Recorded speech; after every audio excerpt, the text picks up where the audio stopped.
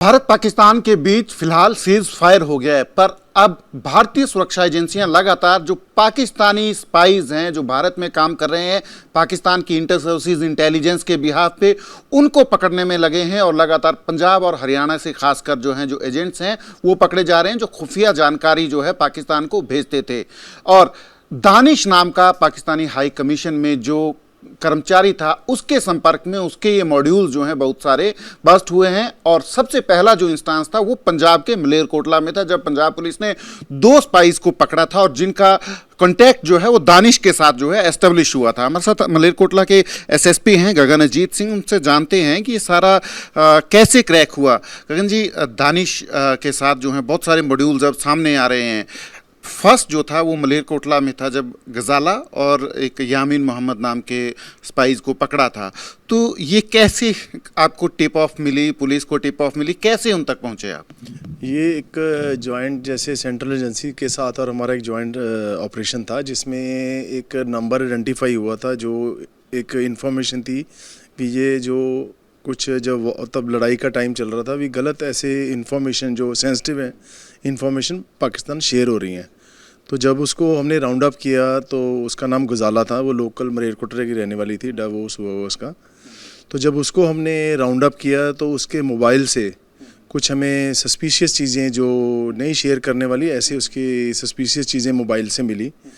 तो उसके बाद जब उससे डिटेल में इंटेरोगेशन की गई उसके बाद हमने एफआईआर लॉन्च करके उसको रिमांड पे लिया। जब डिटेल में उसकी पूछताछ की गई तो आइडेंटिफाई हुआ भी एक यामीन नाम का भी लड़का है और एक दानिश नाम का लड़का है जो पाकिस्तान एम्बेसी में काम करता था। उसके ये इन टच आई थी, वो जब फरवरी मार्च में जब वीज़ा लगवाने गई थी तो उसके टच में आई थी। तो उसको उसने ट्रैप में करके लालच दिया, तो उसके हिसाब से फिर उसको 20 से 30 हज़ार रुपया भी उसके अकाउंट में डाला। तो जो वो अकाउंट हमने जब फॉरेंसिक से चेक कराया, जो अकाउंट डिटेल्स निकाली, तो वो यामीन नाम का लड़का था जो पाकिस्तान के लिए वीज़े लगवाता है यहाँ लोगों के लिए, तो वो दानिश के कांटेक्ट में था। तो उससे फिर हमने एफआईआर रजिस्टर्ड की, फिर डिटेल में पूछताछ की, तो उस हिसाब से ये मॉड्यूल ब्रेक हुआ। तो ये अब तक जांच में क्या कुछ सामने आया है? कितनी इन्फॉर्मेशन गजाला ने, यामीन ने दी है? कितनी सेंसिटिव इन्फॉर्मेशन वो थी जो पाकिस्तान में आईएसआई के साथ शेयर की है? कुछ चीज़ें ऐसी हम डिस्क्लोज़ नहीं कर सकते क्योंकि तब वॉर टाइम था, सेंसिटिव इन्फॉर्मेशन शेयर कर रहे थे और बड़े राइट टाइम पे ये मॉड्यूल बस्ट हुआ। और अब हमने ये फ़ोन भी इनके फॉरेंसिक लैब पे भेजे हुए हैं, तो उसके हिसाब से जब फॉरेंसिक लैब से हमारी डिटेल आएगी कि किस किस को आगे पैसे गए हैं, बैंक से डिटेलें चेक की जा रही हैं, क्योंकि गुजाला से जो आगे थोड़े थोड़े पैसे गए हैं वो भी डिस्ट्रीब्यूशन हुई है। तो उस हिसाब से हम फिर आगे इनकी डिटेल में कहेंगे। अब तो पहले हमारे पास रिमांड में थे, अब जो चीज़ें पूछताछ में आई हैं हम उस पर वर्क कर रहे हैं। तो ये जो गजाला है असल में करती क्या है, उम्र कितनी है इसकी?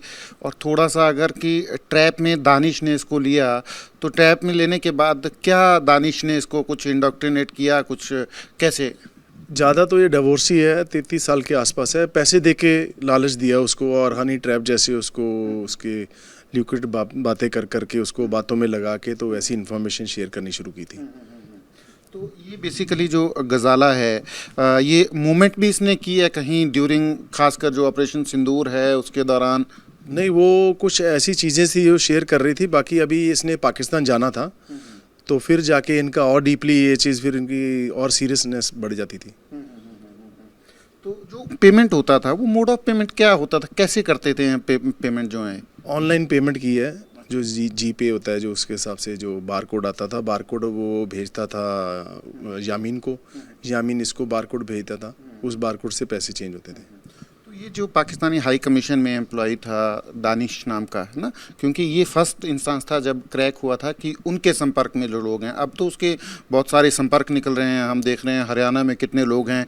तो आप लोगों ने फिर सेंट्रल एजेंसीज के साथ, केंद्र सरकार के साथ भी ये सारी सूचना शेयर की? टाइम टू टाइम सारी शेयर होती है। इसी के कारण आपने देखा है दानिश को भी उसको डिपोर्ट किया पाकिस्तान एम्बेसी वालों ने, यहाँ से इंडिया ने उसको डिपोर्ट कर दिया क्योंकि पहले ही उसकी इतनी सेंसिटिवनेस बढ़ गई थी।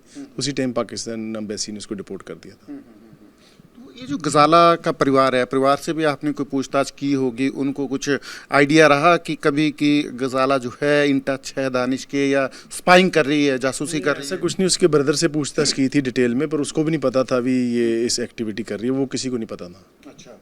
और ये जो यामिन है, यामिन मोहम्मद जो है, इसका क्या बैकग्राउंड है? ये कैसे दानिश के टच में था? ये मैंने आपको पहले बताया, जैसे वीज़े लगवाते हैं, यहाँ मलेरकोटला काफ़ी मुस्लिम कम्युनिटी है जो जिनके रिलेटिव्स पाकिस्तान में भी हैं, तो यहाँ लोग जाते रहते हैं, पाकिस्तान से भी यहाँ आते रहते हैं।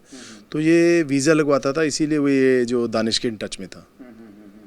तो ये जो यामिन मोहम्मद है, ये मलेरकोटला का ही रहने वाला है? कहाँ का है? मलेरकोटला के रहने वाला। मलेरकोटला का है। तो यामिन मोहम्मद के टच में कुछ और लोग भी हैं जो हो सकता है कि जिनको इन्वेस्टिगेट किया जा? वो पार्ट ऑफ द इन्वेस्टिगेशन वो चल रहा है, अभी डिटेल में आगे देखेंगे हम उसको। तो ये जो गगन जी मॉड्यूल्स बोल सकते हैं हम इनको, जैसे अब अलग अलग दानिश के संपर्क में पहले ये थे, गजाला थे और यामिन थे, अब बाकी लोग भी आ रहे हैं, क्या ये आपस में इन टच होते हैं? क्या सिस्टम रहता है इनका? नहीं, जैसे मेरे को नहीं लगता अभी दानिश ने और भी कितने कितने फुटप्रिंट्स पे काम कर रहा होगा, क्योंकि ये अलग अलग मॉड्यूल होते हैं। तो जैसे हमारे जो ये गजाला थी, इसको अलग सेपरेट मॉड्यूल था, तो ये तो जो करते हैं अपने अपने मॉड्यूल के हिसाब से करते हैं। कुछ जांच में गजाला ने ये बताया कि उसको अंदाजा था कि दानिश के संपर्क में और भी लोग हैं, या इसको आइडिया नहीं था? नहीं, उसको ऐसा कोई आइडिया नहीं था।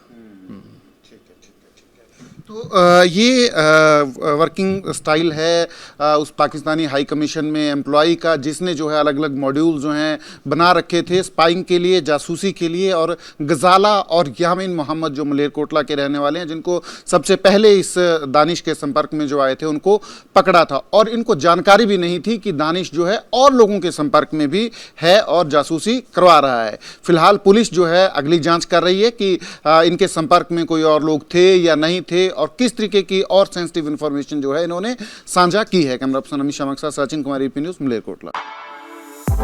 For exclusive and insightful videos, subscribe to our new channel ABP Live Premium.